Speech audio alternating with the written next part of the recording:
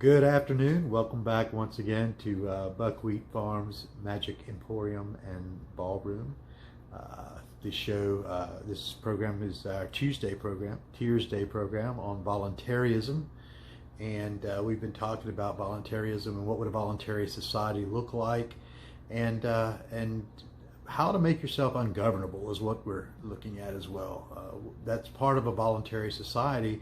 It requires that people make themselves ungovernable, and we're going to talk a little bit about that today with food security. A lot of people are worried about, and you hear a lot of it, food insecurity, food deserts.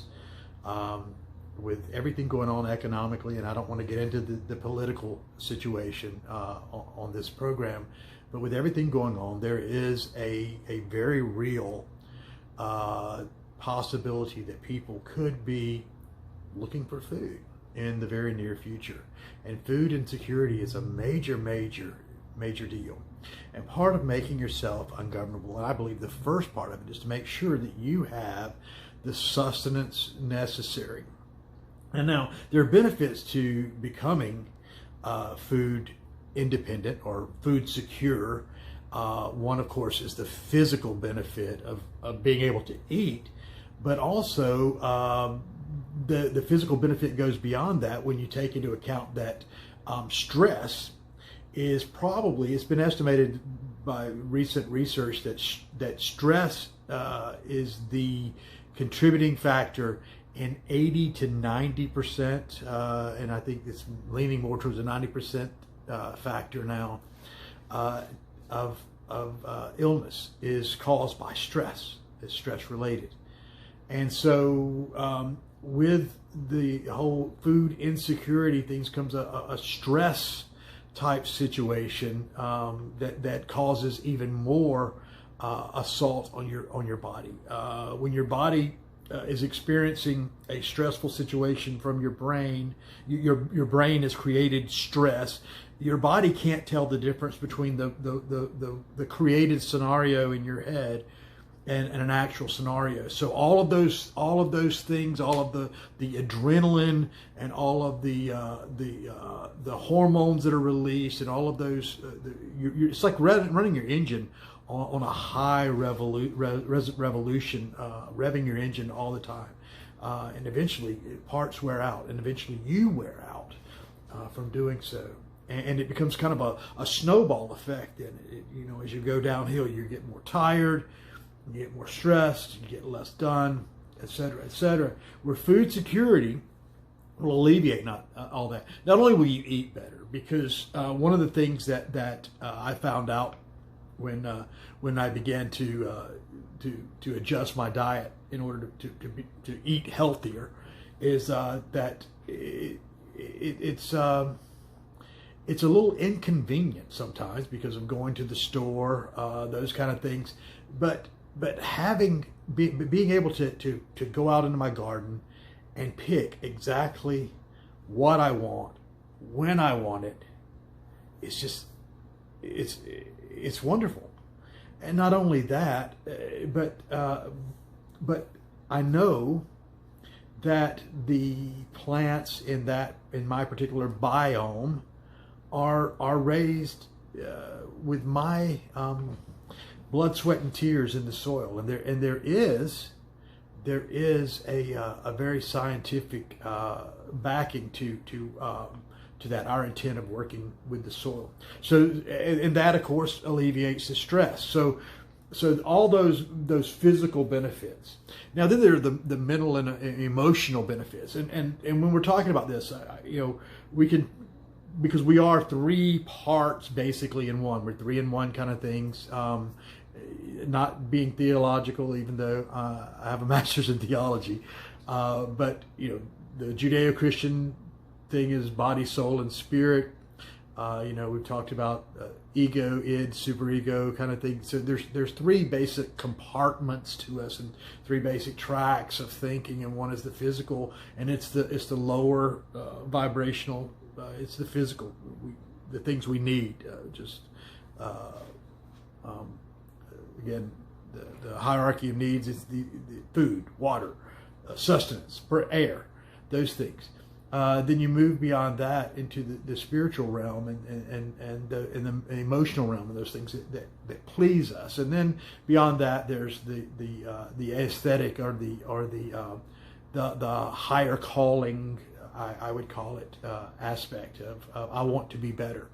And I believe all of us really have that in us. We want to be better. So this deals with that emotional aspect. Not only do you have the stress, but now you're dealing in a little bit different timetable now. So you're moving out of the linear progression of time that the Industrial Revolution brought about, and that this whole capitalism, market-driven ideal that we have pursued.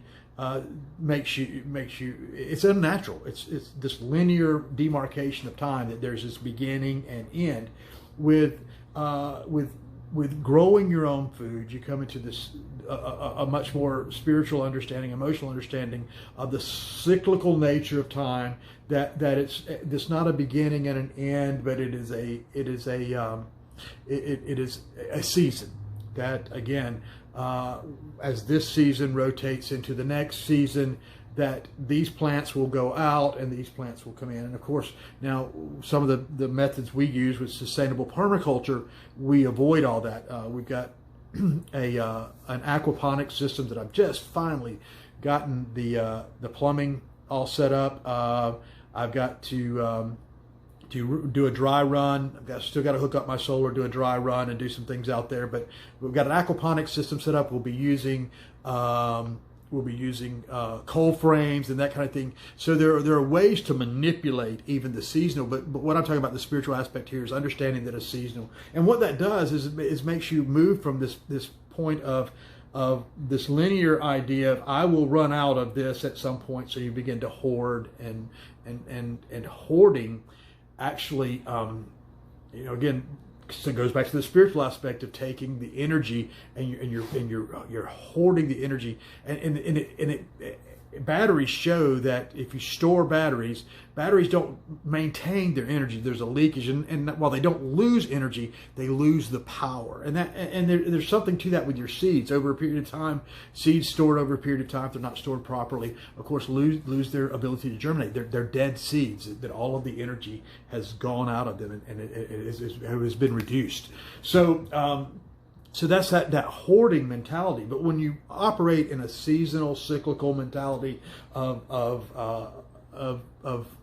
providing for yourself, then you become more aware of abundance. That this is this is the time, this is the season for this to move away, and this is a season for this to come in. And there's a kind of a metaphysical aspect to that. And that's the thing that ultimately that creating your own food forest, which is what we intend to do here, will do. We've got a half-acre land, and I intend to by spring be fully providing probably 80% of our food needs.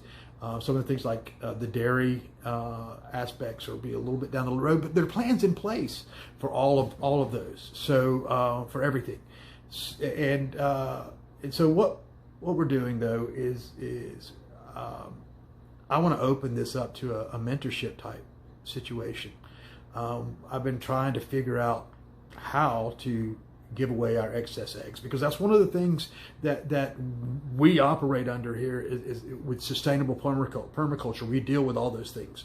We deal with the body in that we provide food for ourselves. We deal with our spirit and soul in that we will provide enough that we have plenty, our animals have plenty. Everything that we do here goes back into creating our own garden and Garden of Eden, yes. And then we will in turn begin to share and make sure we meet others' needs out of our abundance. We operate out of that abundance, and so that's what we're looking to do, is mentor and to show people how to first get their food security. I mean, and we've got a half-acre lot here, a little over half acre, which is pretty big for, if you live in a 2-bedroom apartment with a parking lot and a patio. But there are ways that you can grow your stuff there too. And so what we want to do is we want to mentor. I'm looking for only three to begin with, 3 pairs, 3 couples, father, daughter, mother, son, sister, brother, whatever. 3 pairs. At least one of the pairs must be an adult, for obvious reasons, and the guardian of the other. If they're young, underage, that kind of thing will work out. But we're looking for 3 couples. I've been trying to figure out how to give away our excess eggs and to try to actually have a purpose in giving those away, not just willy-nilly. And this is what I came up with. And so what we're doing is I'm going to be giving away 18 cartons of 18 eggs to people who basically apply for mentorship. And so there's a page on our site, and the link is up there. It's www.buckwheatfarmsloves.com, and go to the contact page there. Leave your email, and what I'll do is I'll just send you a kind of a brief questionnaire. One, I want to make sure you've watched this video, you know what we're all about. I want to just have you watch a couple of other videos, because there are some things that we do here that are different. We don't judge anyone else. It's just the way we do things. And so I want to make sure that doesn't bother anyone. And it's not going to stand in the way of your growth, because this is not just about you learning to feed yourself. It's becoming independent. It's separating yourself from that need to be governed. And it's making yourself ungovernable, because that's how government governs. Government governs through lack, through scarcity, through fear. But here at Buckwheat Farms, and the reason we say Buckwheat Farms loves, is because there is no fear in love. Perfect love. Perfect love. That love that doesn't fear punishment. Casts out all fear. So at Buckwheat Farms, we bring the love. And so if you're interested in being mentored, it's a mentorship program. You come to Buckwheat Farms. And we're looking for people. Unfortunately, the best way to do this is to limit it to 25 to 50 mile radius of Macon, Georgia. And but if you'll leave your email address on there, if you're outside that area, I'd love to correspond with you and see if we can find someone in your area to get something like this started. There are permaculture people all over the United States, permaculture groups. This is just something that I'm doing here. But you'll come here once a week, a Saturday, and spend some time here working with me, yes, but also implementing and working on your own plan. And that's what we'll do, is we'll spend that time working on your own plan. And not only will you will have the eggs, but we'll make sure that your family is taken care of as well as our family is, because that's part of our commitment to those that we're mentoring. And in that, we ask that you make that commitment as well, that when you begin to prosper and to have your abundance come in, that you share that abundance with your neighbors, your friends, your family, and those you love. Anyway, so that's it. This is the first time my wife has seen this. Charlene, I love you. I know you're going to shoot me for this, not running it by you, but you know it's the right thing. So anyway, you guys have a wonderful evening. I'm going to go watch the national championship game, I guess, and have a beer and enjoy the rest of my evening. We love you. We hope for the best for you. It is our highest desire that you become all that you were created to be. Namaste.